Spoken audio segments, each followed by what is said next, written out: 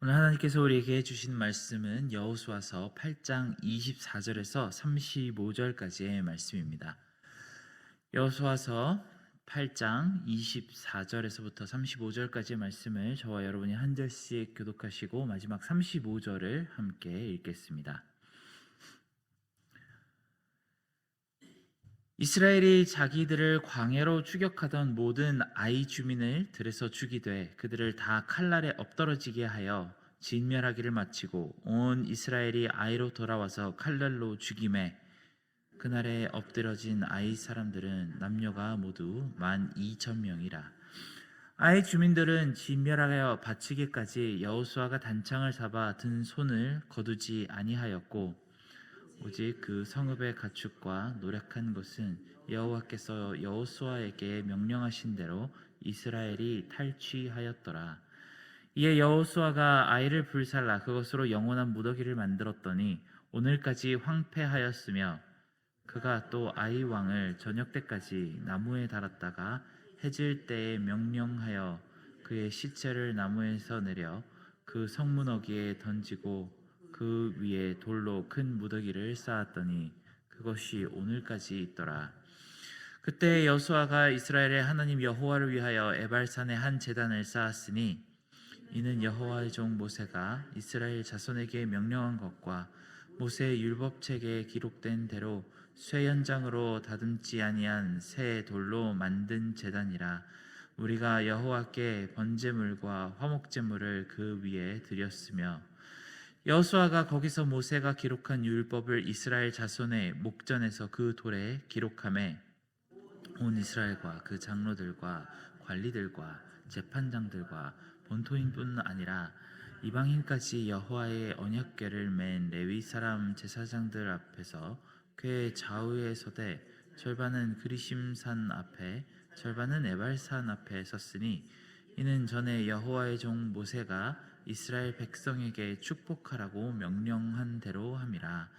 그 후에 여호수아가 율법책에 기록된 모든 것대로 축복과 저주하는 율법의 모든 말씀을 낭독하였으니 모세가 명령한 것은 여호수아가 이스라엘 온 회중과 여자들과 아이와 그들 중에 동행하는 거리민들 앞에서 낭독하지 아니한 말이 하나도 없더라. 아멘. 오늘 본문은 어제에 이어서 아이성 전투에서 승리하는 이스라엘의 모습을 보여줍니다.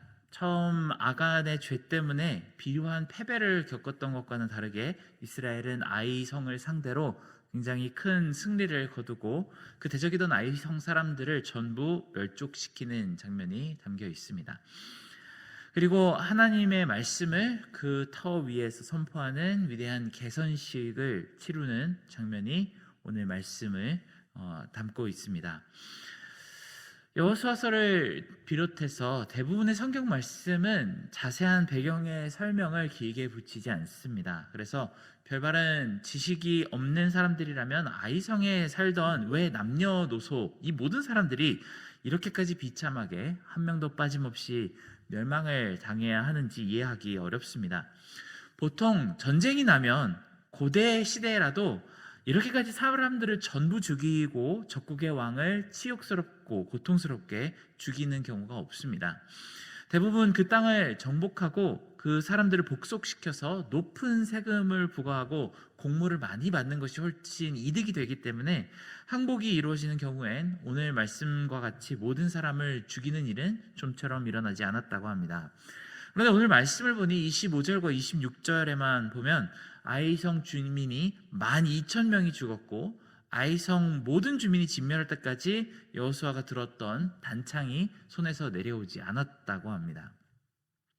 그리고 그 뒤에 이어서 보면 아이성의 왕을 나무에 매달아서 하루 종일 전시해 두었다고 합니다. 고대 시대에는 나무에 매달아서 죽는 것이 가장 저주받은 죽음이라고 알려졌습니다. 그러니 아이성의 왕은 그 당시 이스라엘 사람들이 생각할 수 있는 가장 저주스러운 방식으로 죽음을 당한 것이라고 우리는 해석할 수 있습니다. 우리 현대인의 입장에서 봤을 때 이스라엘과 하나님이 오히려 악당처럼 보일 수밖에 없는 대목입니다. 새신자들이나 하나님을 믿게 된 지 얼마 되지 않는 사람들이 성경을 읽게 된다면 자주 혼란스러움을 느끼는 장면이 바로 오늘과도 같은 장면일 것입니다. 도대체 아이성 사람들은 무엇을 그렇게 잘못했기 때문에 이렇게까지 진멸을 당하고 저주스러운 죽음을 맞이해야 했어야 할까요? 성경에 보면 그들이 잘못한 것이라고는 거의 기록되어 있지 않는데 그저로 평화롭고 잘 살고 있는 사람들을 이스라엘 사람들이 갑자기 침략하여서 전부 잔인하게 죽이고 노략한 것처럼 보일 수도 있습니다. 일단 우리가 먼저 알아야 하는 것은 여호수아서를 읽는 1차 독자들인 구약 이스라엘 사람들은 이 아이성이 살던 사람들이 왜 이렇게 참혹한 저주와 심판을 받아야 하는지 그 이유를 다 이해하고 있다는 점입니다.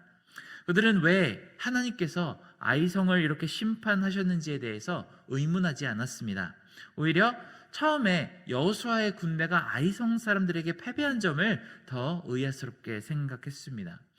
아간의 죄가 도대체 얼마나 크기 때문에 하나님께서 아이성 사람들의 손을 들어주실 정도일까 고민했어야 했습니다. 그래서 여호수아서에는 굳이 아이성 사람들이 왜 이런 심판을 받게 되었는지 설명하지 않았습니다.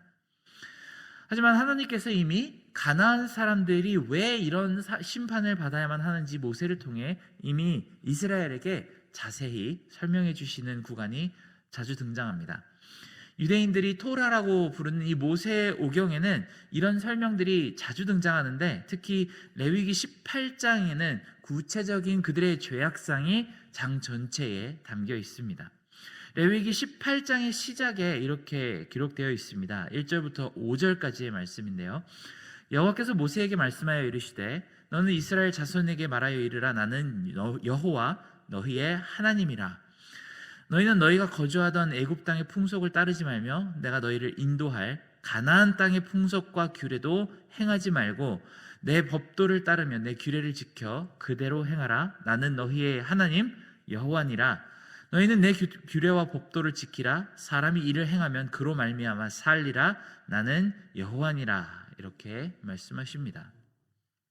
하나님은 이 백성에게 절대적으로 애굽과 가나안의 풍속을 따르지 말고 그것을 버리라고 말씀하십니다. 물론 이 두 문화권에는 수를 헤아리기 힘들 만큼 많은 우상들이 있었고 하나님은 그를 가증스럽게 여기셨습니다.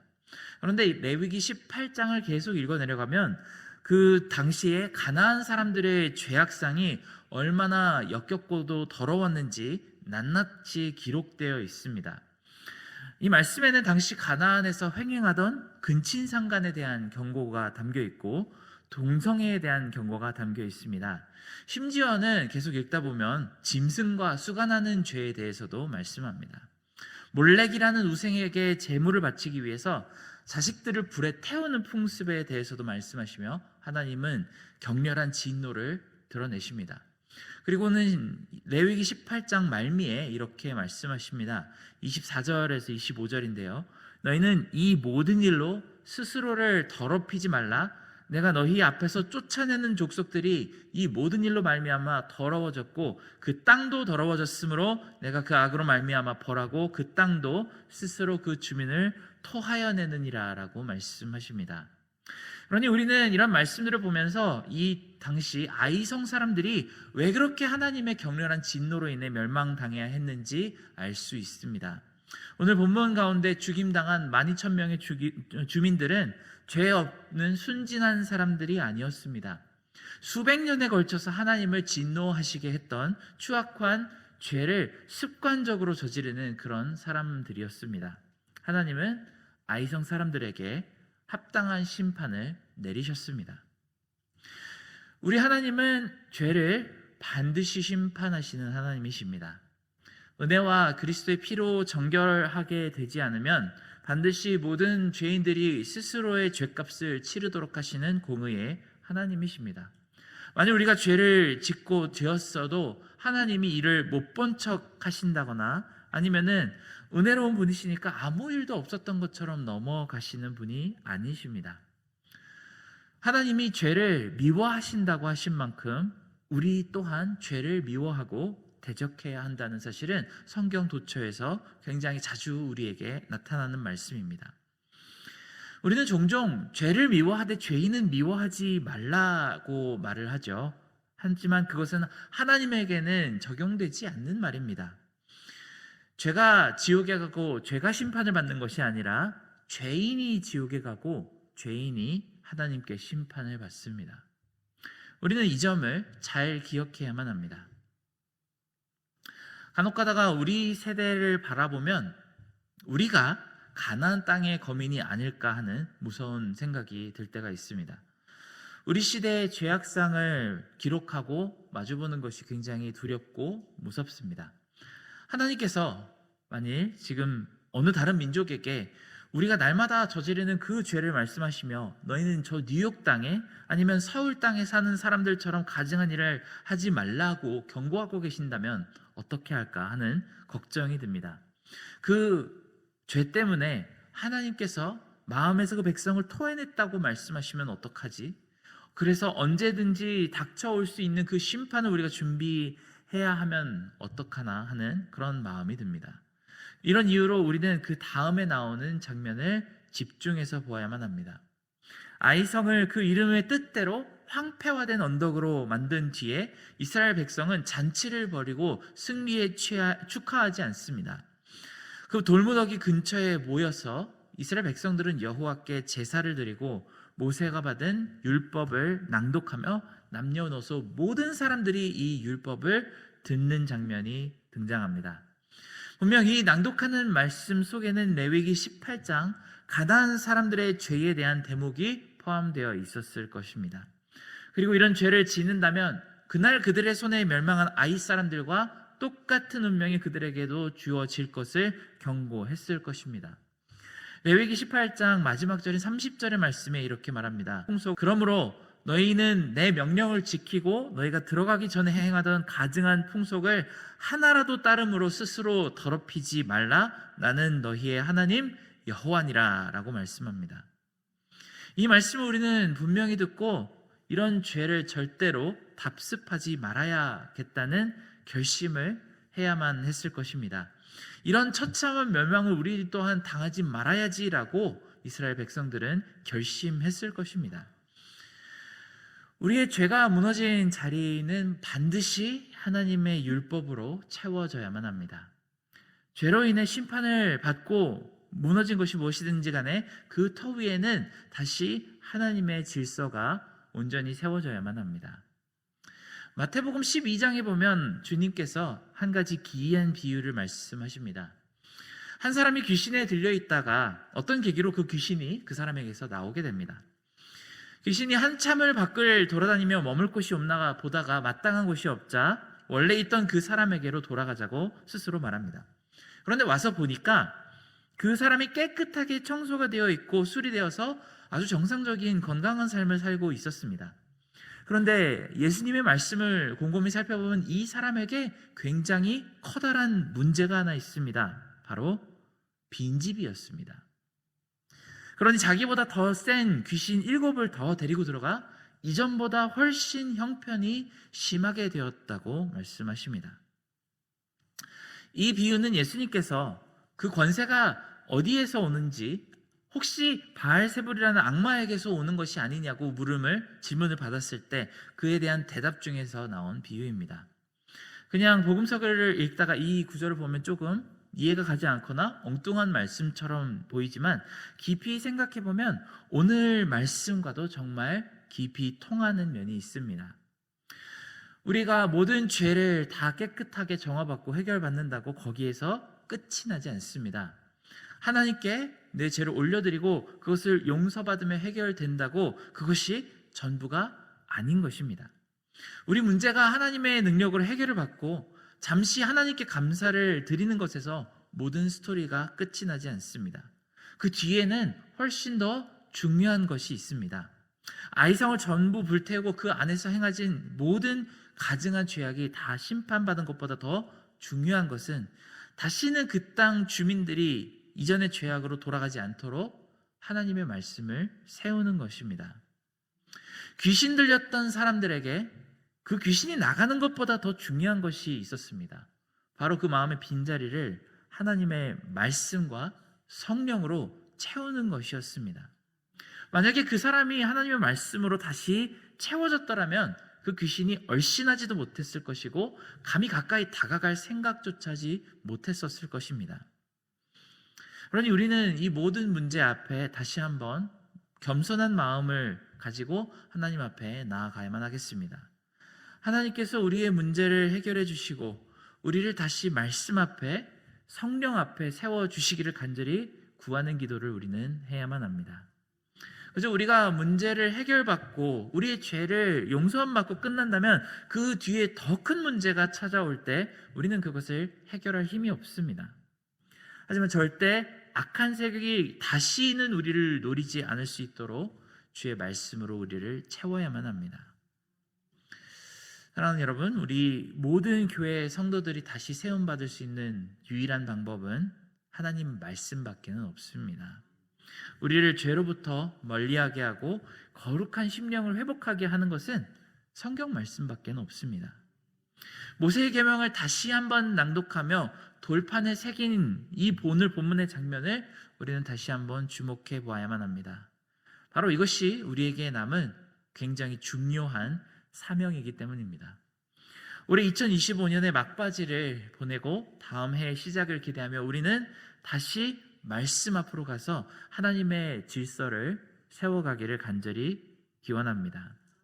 다시 성경 말씀을 들어서 읽으시고 말씀을 공부하는 자리와 선포되는 자리를 사모하며 나오시기를 권고합니다. 죄송한 말씀이지만 올해는 우리 교회에 전년보다 제자대학 성경공부 참여율이 눈에 띄게 저조하다는 사실을 볼 수 있습니다. 우리 교회 소그룹이나 목장 모임에서 함께 성경을 토론하며 묵상하는 자리도 굉장히 많이 위축되어 있는 것이 사실입니다. 다른 어떤 것보다 지금 하나님의 말씀에 대한 훨씬 더 큰 열정이 필요한 시기입니다. 우리가 찾는 모든 문제에 대한 해답이 하나님 말씀 속에 있다는 것을 참 믿음으로 고백하고 오늘부터 다시 한번 실천에 옮기시기를 간절히 권고드립니다. 함께 기도하겠습니다. 사랑하는 하나님 아버지, 우리 마음을 다시 하나님의 말씀으로 세워주시옵기를 간절히 간구드립니다. 우리는 우리 삶 가운데 정말 많은 이것과 저것이 필요하다고 생각하지만 결국 말씀 밖에는 우리에게 어떠한 대답을 줄 수 있는 것도 없음을 고백하게 됨을 하나님께서 우리의 겸손한 마음으로 인정하게 도와주시옵소서. 우리의 마음을 빈집으로 두지 마시고 하나님의 성령과 하나님의 말씀으로 채워주셔서 악한 것들이 얼씬도 하지 못하도록 우리를 지켜 보호하여 주시옵기를 간구하며 예수님의 이름으로 기도드렸습니다. 아멘.